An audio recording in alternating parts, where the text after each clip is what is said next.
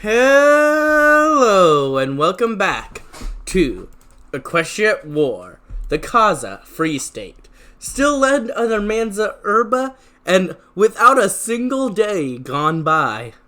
As last time, we were going over the lore, and in this video, hopefully we'll get to playing the game.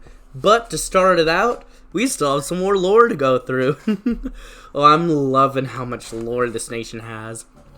Kasa is where hope lives. Remember of Soka. Chapter 17, verses 14 through 29. The bitter fighting over our liberty won. There was still so very much work to be done. Though the battles may have gone into the sun, the threats would rise again with sword and gun. From our ancient alliance with Makawea, more flocked to our home. We would not turn them away, not one would be sent into the sea's foam, while the world turned them away to Rome. Kasa would see to it that they find a shalom. Those who seek refuge come with skills and talent. Artisans of masterpiece, laborers of engineering, scientists of university, and soldiers so gallant. All those who come to our shores find a place to inherit. Not one is ever turned away, no matter their previous merit. If you accept in your hearts to be creatures of Kasa and spirit, this is our only law for you to uphold and present, for then you can wield the banner of Kasa to present, for all our people to see and supplement, haven for all. The threat of slavery never dies. Remembrance of Soka, chapter 22, verses 9 through 28. Many seek our bounty and wish to seize our people's will. For this all will learn the soldier's skill. Let our memories simply be a set of ruins and skulls. Take this to your heart and never allow the chains to be leveled. Even upon others your flame must be stoked in rebellion. There's a great fear others will jealousy steal our haven.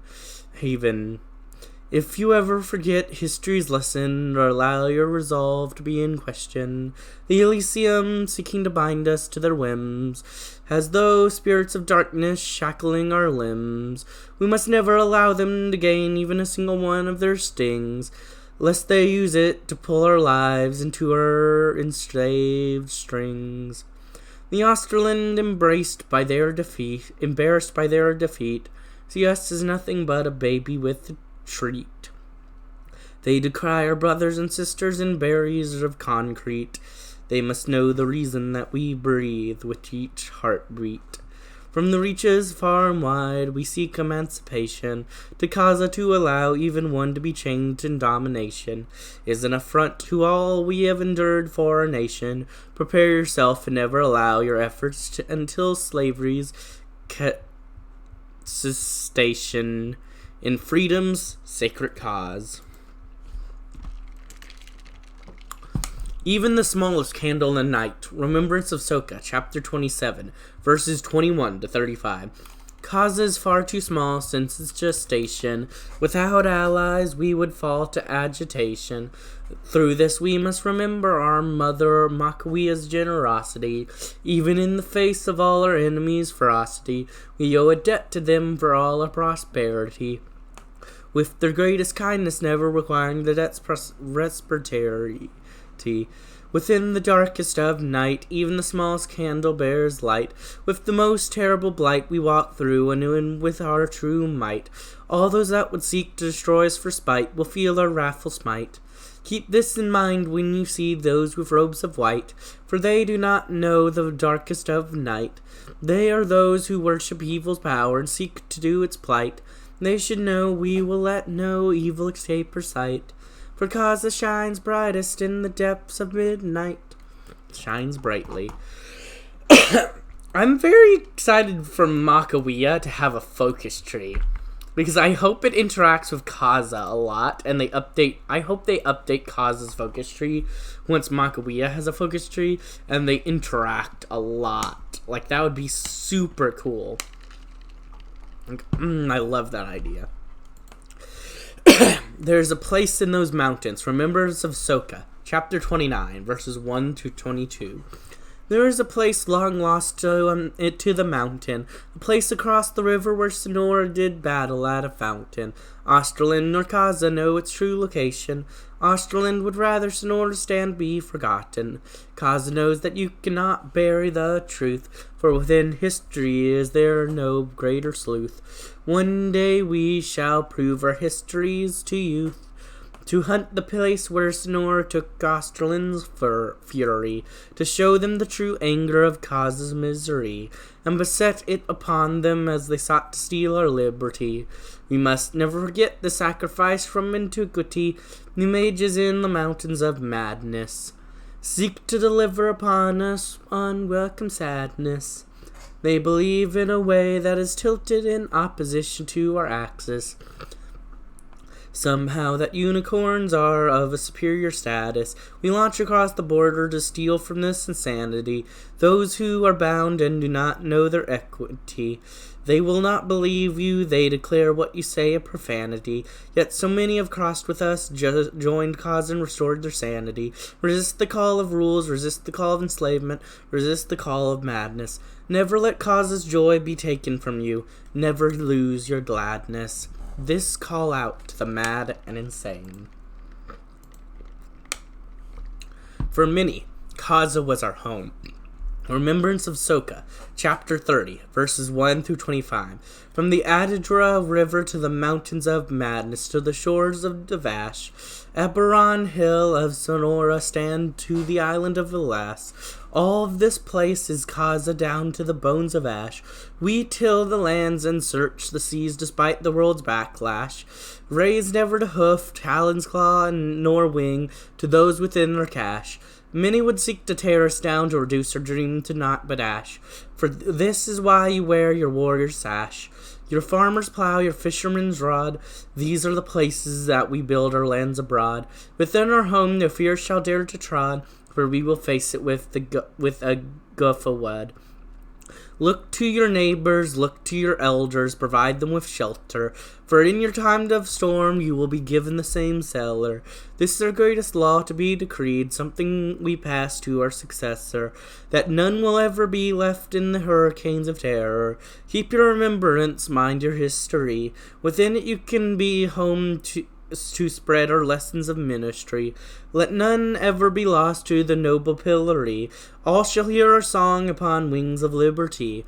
We are Kasa, our house is Kasa, Kasa is our souls. Let the souls of those past be proud to see our goals. This remembrance I do sing, let my voice create a wellspring, that with a single broken ensnaring sling can we cause liberty to ring. But our Avo made it a home for all.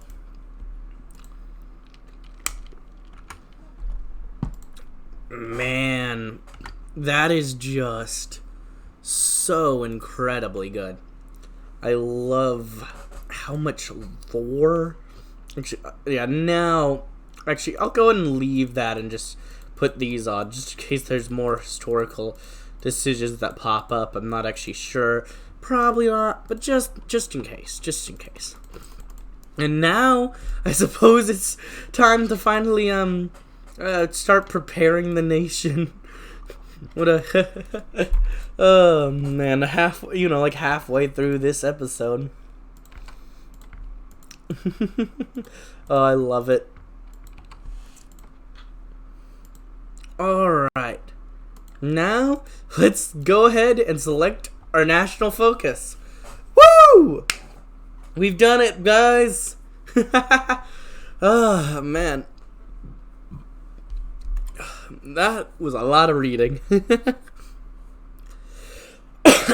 As our nation prepares for elections to the Kazan Advisory Council, the council is gathered one last time to sort out its closing business. Many members wish to speak and report on the nation's programs and efforts to come to the modern age. But first, the first commander shall call the council to order. To order! The last convention. As delegates of the Advisory Council begin to gather for the great meeting, there was a buzz of excitement in the air.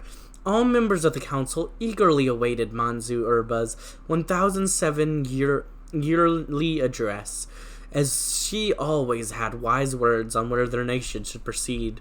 Every one of them there knew that many problems still faced Kasa, obstacles that none of the nation's founders could have foreseen so many years ago. But despite all these, Kasa remained strong. 50 years on from its most significant challenge to date, the nation held firm under its Evo, its grandmother, Mansu Erba. When the doors to the chamber opened, all creatures in the room turned their heads. There stood Erba, with her aide, Lua Remedy. And as they entered, all rose. Erba shook many hooves as she made her way to the seat at the head of the circle of seats that formed the council, being helped into her wicker chair by Lua, who then took her seat in the back of the room, as he was not technically a member of the council. As this happened, all the other councilors took their seats and began to look endearingly upon their Evo. Mansu Erba cleared her throat and said, "I do here decree that the 1007 Advisory Council of Kasa is open. Hear, hear! Woo! Hear, hear! Yeah! We love you! Yeah! Woo! Yeah, we love you!"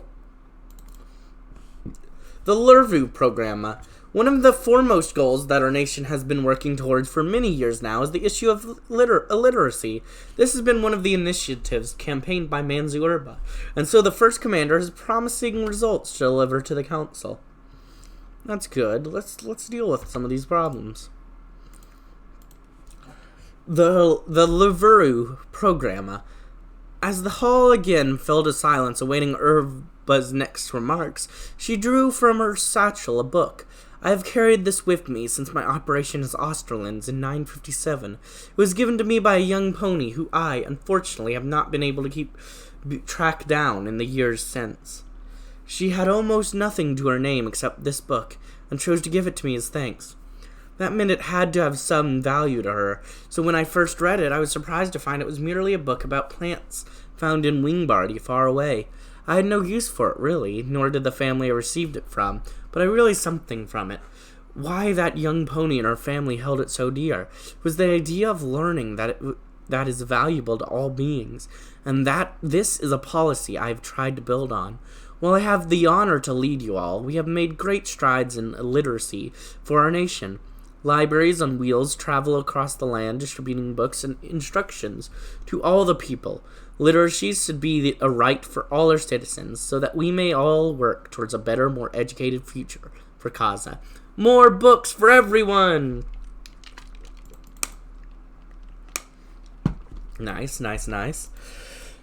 Oh, that decrease in time these take to research is so nice. The Kasa relief. While we would love it if this meeting could be only sunshine and good feeling, it is time to discuss the Dragon Room. Our nation's progress is a serious issue in the form of buried refugees. A report on the situation is due from the first commander.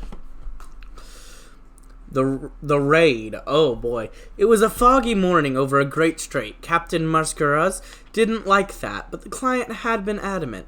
The shipment had to reach Spinario before the end of the week, so there was no waiting for the Admiral Haoniad's convoy. So far it had all gone well, no rain either. Then he noticed something coming out of the fog. He took out his telescope and looked out. Could it already be the Macawean fleet? He froze. The dear flag of Osterland. You. The captain grabbed the intercom and yelled out, "Action stations! The Vikingars are here!" He dropped the intercom and grabbed onto its steering wheel. Spirits. Why couldn't they have waited for the convoy? As the fog cleared, it became clear that the Osterlandic ship was alone. That was good, thought the captain, but they were two. He took his telescope and watched the ship. 2 guns, bigger than theirs, too. They would have to try and flee. On the deck, the crew was busy trying to get the gun up, but even so, the dear ship was placing itself behind them. They had no line of fire, but they did. The first shell hit quickly, but they were gaining speed. The second shell hit the water, flooding the crew but leaving them unharmed. There was a chance. If the deers didn't learn how to fire, that is. But then the fire alarm blared and the ship began to slow down. The first shell had damaged the engines. It was over. It didn't even take 5 minutes. The Viking guards approached and boarded the ship. Some crew members tried to resist, but they were soon overwhelmed. After the last shot was fired, the deers gathered them on the main deck and began to empty the ship's cargo. They didn't pay much attention to them. Then their captain arrived. Mascaras tried and appealed to him. Please, just take the cargo and let us go. If the engine busted, it'll take days to reach Sao Pinaro. You'll be long gone before we can do anything. The Vikings approached him and kneeled towards him. He grinned. Why just the cargo, lav? A loaf! Bring out the chains! I see. No, I can't even use that trick. I mean, it would just save 75 pony power, but it's like, no, you don't get to it, whatever. And they get the loot. Great. Katsua relief. As the clapping and stomping of hooves calmed down, Mansu Erba's face became a grimace. Luo looked down, expecting what was coming next. This meeting would not be complete without addressing the problem at our northern border. However, for refugees continuing to flee from the tyranny of that accursed land, we are a nation of free beings dedicated to the idea that all creatures of the world should be free and possess the rights and freedoms we hold dear. With this, we are called to action to protect these ponies who flee from that wicked place called Barad. This drew reactions of support from the rune, especially from Councillor Yeruthu. An earth pony herself was born to refugees. But these cheers of the support did little to lighten Erba's mood. She raised her hoof, quieting the crowd before continuing. But in answering this call to action, I have failed.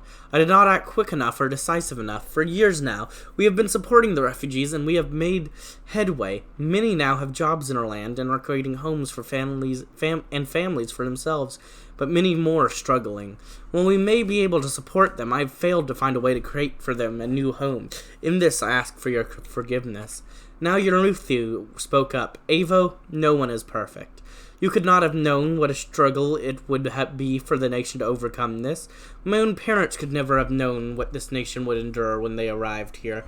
Even I bear some responsibility. I most likely have not done enough either. No one has yet found a perfect solution. Do not be so hard on yourself. We all must stand up and take this problem head on, for the good of all citizens of Kasa. It is a shared blame. Avo. Yeah. Produtu Projecto. While many upon the continent would call us backwards and primitive, we have made steps forward in the modernization of our nation. The first Councillor and Councillor Peasantha will address the council on this subject. But first, apparently, the River Coalition leaders recently met in the city of Coldstream. While we were obviously not invited to the meeting, our Scapatio agents, aided by local sympathizers among the Wittenlandic inhabitants of the city, watched closely. From what we've gathered, two nations in the coalition seem to be looking southwards. First was Ponyhead, who advocated for the condemnation on actions against Barad and Osterland, though it was voted down in favor of condemnation of atrocities committed in the West. However, they also tried in vain to put a reapproachment with us on the table. It is no surprise, as the free ponies have little sway over the coalition affairs. On the other hoof, the Nimbusian delegate, Pegasus, denounced this Scaparian program and defended their form of slavery as not qualifying as such. Of note were the fact that Bakurin argued for a more moral coalition. Wittenland made little wave and focused on Griffonian Kazakh raids. Diamond Mountain's heiress to the throne, Princess Molly, made a slash for her charisma, while her father endorsed continued use of slavery, and finally Lake City took a surprising stand in favor of democracy, as always divided and full of contradictions. Yeah. The Produtu Project 2. Mansu Erba cleared her throat and gestured to the lights that hanged from the ceiling of the council chamber. Nodding and smiling, she spoke again. Something I am proud that I have been able to do for this nation is moving our economy forward. It has been a team effort from us all, but I believe I can finally make this declaration. Kasa is beginning to enter the modern era, step by step, and I for one could not be happier about it. Applaud echoed in the room, but was quickly hushed, as Mansu gestured her hoof to the back of the chamber. And for all that, I have someone to thank. Passerina. All eyes turned to the zebra at the back of the room, dressed in an old naval uniform and possessing a rough stubble of facial hair. He nodded his head and smiled at the Evo. With a groan, Erba rolled her eyes and spoke again. No, get up here. We all know you love the spotlight, and this is a moment well deserved. Passerichin chuckled and began to move to the front of the room. He took off his hat and bowed before the rest of the council, earning applause from all, including Erba and Lua. Erba remarked, "You have done incredible work for this nation. It is thanks to you that the factories of Seguro are running with the machinery we only heard tales of not too long ago. Your shipping routes have connected us to the rest of the world and brought me closer to Kasa." Erba chuckled. "Nothing makes me happier than to speak to the citizens on the radio, where all can hear me. I still get some stage fright, but I love it nonetheless. So thank you very much, Peasantha." The room once again applauded as the formal naval captain once again took his seat. Industrial progress is vital for our continued freedom. Woo! Alright, looking good, looking good. Our dearest Makawea. The nation of Makawea holds a dear place in the hearts of all in Kasa, and our connection to them is the strongest we have with any foreign power. The ambassador to Makawea is due to give his remarks to the Kasan, our harpy kin to the south. Now that the local matters are behind us, it is time to move on to our affairs abroad. Thomas Riakualo, please stand up. Along the side of the room, a short, stout harpy rose from his seat and waved his claw. "I would like to thank you for the work you have done fostering the friendship between our two nations. We could not be more grateful for your assistance in these trying times. Thanks as well to the ever-helpful diplomat Silora Midu, who has been working with the ambassador." Erba gestured to the tall, lanky zebra seated next to Thomas. Much to the contrast of the harpy studier frame, "You two have done great work in fostering the bond between our two nations," she said before turning to the rest of the council. "Makawea was our first ally in the battle against tyranny, and we are happy to count them still on this list. The Pact of 907 still stands firm in our minds. We are proud of the partnership that developed here. We share each other's values, and we fight the same fight. We struggle against the slavers and despots of the continent. Makawea's battles the tyrants of Carthage, and in that struggle we wish you the best." With this, the councilors cheer, and Erba walked to shake the Makawean ambassador's claw. After the brief embrace, she resumed her seat once more. To continued friendship. And,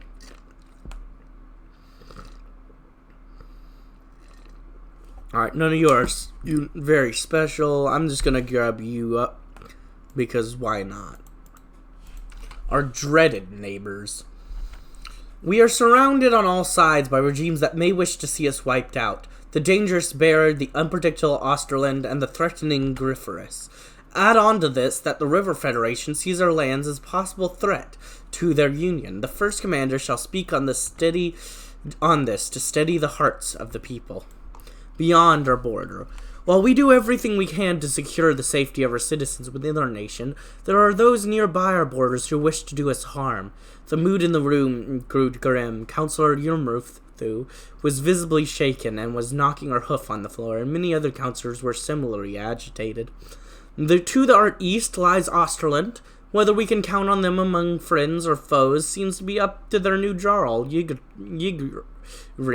None of us can say for sure what type of person she is, so we must always be wary of her. To the west is Griffiths. As we speak, they hold a congress at Rioptu, plotting their nation's next move. While their current regime is not aligned against us, we are not their friends. Erba's speech gained a rash tone as she continued. They would gladly wish for our citizens to be subjugated to the will of their orders, of the knights and their ruthless corporations. The room stood in shock at the coughing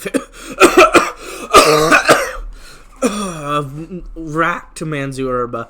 Regaining her breath, she raised a hoof to decline help, calming herself as she continued in a less rabid tone. "Griffiths does not stand for freedom. We can hope one day they might embrace these ideals, but until then, we must be on guard." Erba took a moment to read the room. Her coughs had rattled the councillors, but she recovered quickly. "To our north lies the nation of Barad. As discussed previously, the treatment of their people is abominable, and has caused many to flee into our nation's arms. I believe our policy should be this: wipe them from the continent, one way or another. Counselors around the room nodded, their previous scare seemingly forgotten. Even further north lies Wittenland and the River Coalition. While many of these nations have embraced the same freedom we have here in Kasa, they still hold slavers and tyrants in their midst. We must be wary of a silver tongue backed by iron chains. Our policy should be to not provoke these nations, as I believe we may one day be friends. But if the gaze of Wittenland or Limbusia ever turns south, we must be prepared to protect ourselves with our might and spirit. Times are changing, but the struggle continues on. But before we go over to finding our final statement and making our election, I think this is a good time to end this episode. If you are enjoyed and are excited to see more, like, comment, subscribe, and hit the bell button. And as always, peace.